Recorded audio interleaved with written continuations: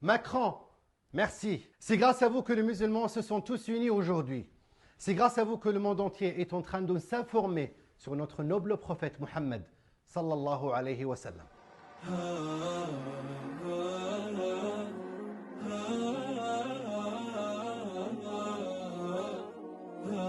Je suis Khaled Al-Jumaili.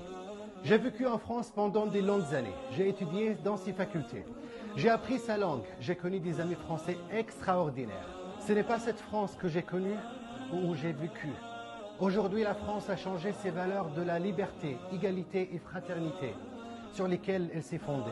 On a appris que la liberté d'expression s'arrête à la frontière de celle des autres. Qu'en est-il alors quand on dépasse les limites de la liberté d'expression et que vous provoquez les sentiments de plus de 2 milliards de personnes dans le monde sous le prétexte de la liberté d'expression? Nous aimons et nous chérissons dans nos cœurs notre noble prophète, que Dieu le bénisse et lui accorde le salut.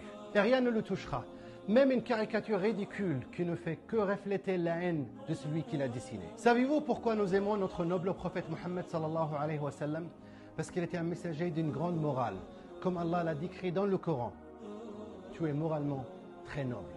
Nous l'aimons parce qu'il nous a recommandé: donne à celui qui t'a privé, renoue avec celui qui a rompu avec toi, pardonne à celui qui a été injuste envers toi. Nous l'aimons parce qu'il nous a dit il y a 14 siècles: aucun d'entre vous n'est véritable croyant tant qu'il n'aimera pas pour son frère ce qu'il aime pour lui. Pourquoi est-ce que quand un juif est offensé, on accuse l'offenseur d'antisémitisme? Pourquoi celui qui méprise un homme de couleur noire est accusé de racisme? Mais quand l'offense est faite à notre noble prophète et qui dit caricatures injurieuses sont accrochées à un bâtiment gouvernemental pour défier les sentiments de tous les musulmans en France et dans le monde, on appelle ça liberté d'expression.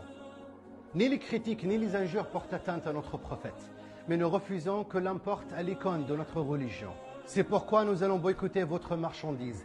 Nous allons boycotter tout ce que produit la France jusqu'à ce qu'elle redevienne telle que je l'ai connue. La France de la diversité culturelle, civilisationnelle, politique et celle de la croyance. Une France diversifiée, colorée et variée. La France du français, de l'arabe, de l'africain et de l'asiatique, parce qu'ils sont tous des Français. Les gens s'y habillent comme ils veulent. Ils mangent de la viande halal parce qu'ils sont musulmans. Ils acceptent les différences de croyances. Mais ils aiment leur pays, la France, qu'ils l'ont défendu jusqu'à la mort durant les 2 guerres mondiales. On va boycotter parce que notre Mohammed est une ligne rouge.